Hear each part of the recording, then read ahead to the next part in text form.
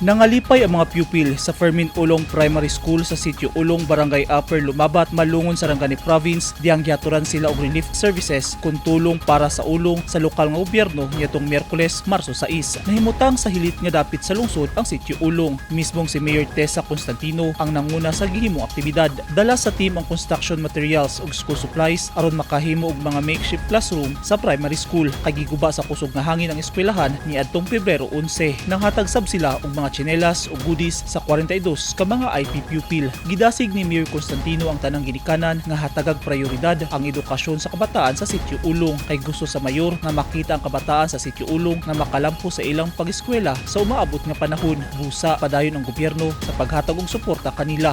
Giawhag sab ni Constantino ang panagiusa o kooperasyon sa katawhan ngadto sa gobyerno kay gusto niini nga dungang mulambo ang tanan. Nahimong posible ang aktibidad tungod sa nagkayusang tabang sa Mayor's Office, Executive Section, LDRRMO, Civil Security Unit, Sports and Youth Hall, Malungon Information Office sa pakig-alayon sa PNP, BFP, AFP ug Department of Education. Misalmot sab ang ubang opisyal sa lokal nga gobyerno.